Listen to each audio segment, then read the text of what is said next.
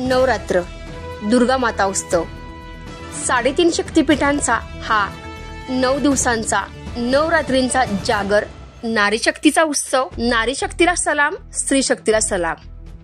एकीकडे नारी शक्तीची, स्त्री शक्तीची, विश्वाच्या अर्धांगिनीची पूजा यथोमते शास्त्रशुद्ध पद्धतीने, यथोचित पद्धतीने, उत्तम प्रकारे अशी पूजा, आणि त्याच वेळी दुसरीकडे एका अल्पवयीन मुलीला फूस लावून पळवून नेले जाते.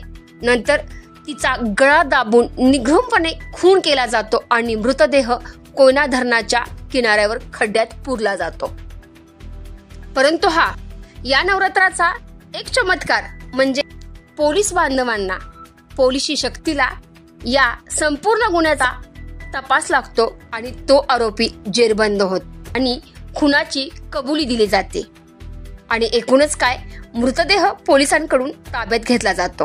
परंतु या हत्याकांडाने संपूर्ण पाटण तालुकाच नव्हे तर सर्वत्रच अगदी खळबळ माजविले आहे. नमस्कार, मी संतोषी जगदाळे आणि आपण पाहत आहात सतर्क इंडिया न्यूज.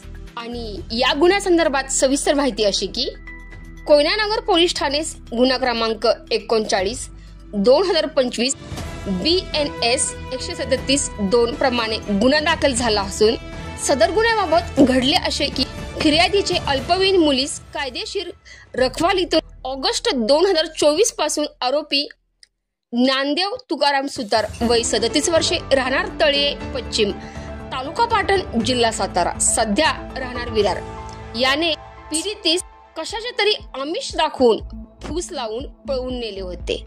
अशा तक्रारीवरून कोयनानगर पोलीस ठाणेस गुन्हा क्रमांक 39/2025 BNS 137-2 प्रमाणे गुन्हा दाखल करण्यात आला होता.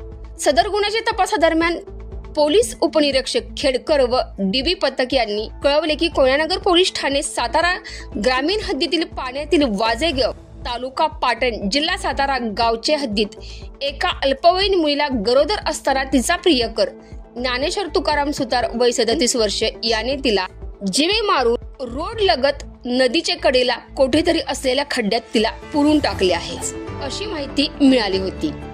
सदरची माहिती मिळताच माननीय पोलीस अधीक्षक तुषार दोशी तसेच अप्पर पोलीस अधीक्षक वैशाली कडूकर यांचे परवानगीने LCB पथक ठाणे नगर पोलीस ठाणेस रवाना करण्यात आले.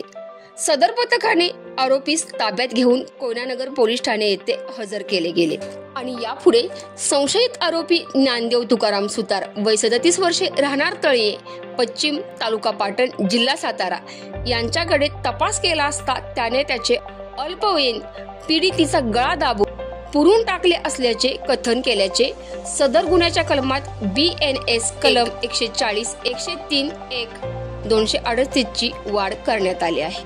आरोपी ज्ञानदेव तुकाराम सुतार याची रितसर पोलीस कोठडी घेऊन आरोपीच्या सांगण्याप्रमाणे माननीय नायब तहसीलदार माननीय श्री पंडित पाटील व वैद्यकीय अधिकारी डॉक्टर नागेश्वर ननावरे व पथक तसेच श्री स्वरूप कुलकर्णी फॉरेन्सिक एक्सपर्ट व पथक यांचे समक्ष आरोपीने निवेदन केल्या सरकारी पंचासमक्ष सदर मुलीचा मृतदेह उत्खनन करून ताब्यात घेण्यात आला.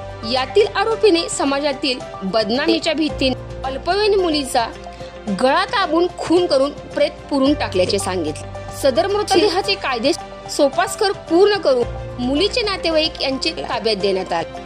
हा आरोपी दिनांक 3/10/2025 पर्यंत पोलीस कोठडीत आहे आणि या सदरील कारवाईस माननीय श्री तुषार दोशी पोलीस अधीक्षक साहेब Satara, Shrimati Vaishali Kadukar madam upper police अधीक्षक सातारा, माननीय श्री विजय पाटील साहेब उपविभागीय पोलीस अधिकारी साहेब पाटण विभाग पाटण यांच्या मार्गदर्शनाखाली श्री अविनाश कवटेकर पोलीस निरीक्षक पाटण पोलीस ठाणे, कोयनानगर पोलीस ठाणेचे प्रभारी अधिकारी सहाय्यक पोलीस निरीक्षक श्री SK ओलेकर, पोलीस उपनिरीक्षक श्री शिंगा, स्थानिक गुन्हे शाखा पोलीस हवालदार SR ओवाळे, अजित शिंदे, संतोष पाटणकर, संतोष गायकवाड, साबीर मुले, मंगेश महाडिक, सनी आवटे, धीरज महाडिक, राजेंद्र नाळे, पोलीस कॉन्स्टेबल अजय पवार, सुजित निंबाळकर, अशोक निकम, साहिल शेख, यांनी केली। सदर गुन्ह्याचा तपास सहाय्यक पोलीस निरीक्षक